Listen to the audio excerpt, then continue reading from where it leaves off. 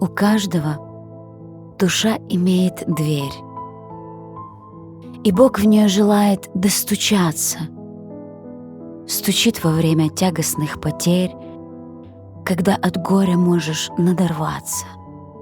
Господь в премудрости Своей велик, Он точно знает сил твоих пределы. Во мгле скорбей сияет Божий лик, чтоб осветить небесные наделы.